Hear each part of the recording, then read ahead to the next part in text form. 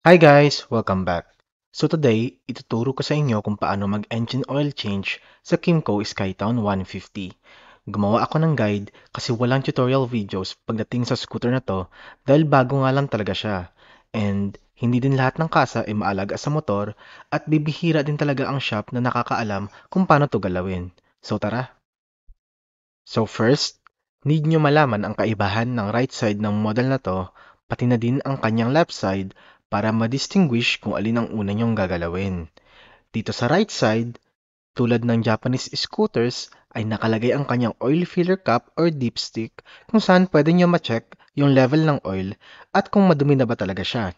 Tanggalin nyo muna to bago kayo magpalit ng oil. Lahat nga pala ng bolts, screws, etc.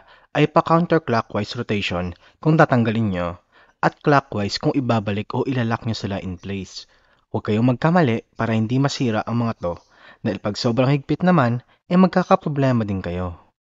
Next, prepare nyo na yung pangsalo ng oil, preferably any container na at minimum kayang sumalo ng 1.2 liters of fluid para hindi umapaw at need nyo to i-dispose after oil change.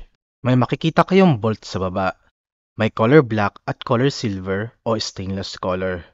Huwag nyo gagalawin yung color black. Meron din yan sa kabilang side ng motor. Hindi yan ang drain bolt. Yung silver or stainless color ang drain bolt ng oil na need nyo tanggalin. 17mm ang kanyang bolt size, kaya dapat ito ang size ng tool na gagamitin nyo.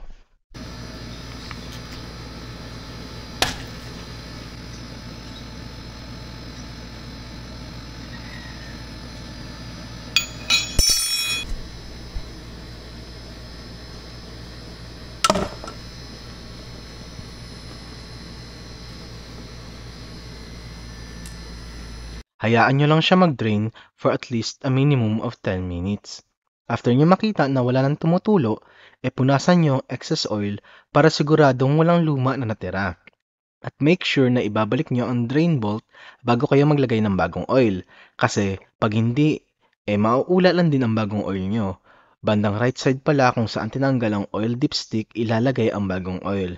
15WD-40 ang recommended, pero dahil mahirap makahanap nito, pwede na din ang 10WD-40 na fully synthetic oil. Huwag na maglagay ng diesel-based oil o ibang viscosities para hindi masira ang motor nyo.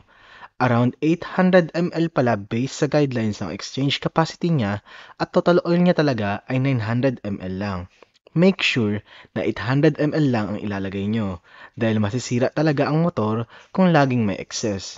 Mas maganda may pangsukat para eksakto siya. Pagtapos na kayo, kung tulad ko na walang pangsukat ng oil, pwede nyo gamitin ang oil dipstick para ma-check kung tama ang amount. Kasi, tandaan nyo na kung kulang ang oil or kung sobra siya, parehas makakasira ng makina to. Make sure na sakop yung buong criss-cross pattern ng oil dipstick pero wag lalagpas doon. Maganda pa rin talaga syempre kung una pa lang may pangsukat ka ng exactly 800 ml para no hassle. So ayan, marunong ka na mag-change oil ng motor na to. Kimco Skytown 150. Di naman siya sobrang complicated at kung ikaw ang gagawa, mas maiingatan mo siya compared sa motor shops or sa kasa.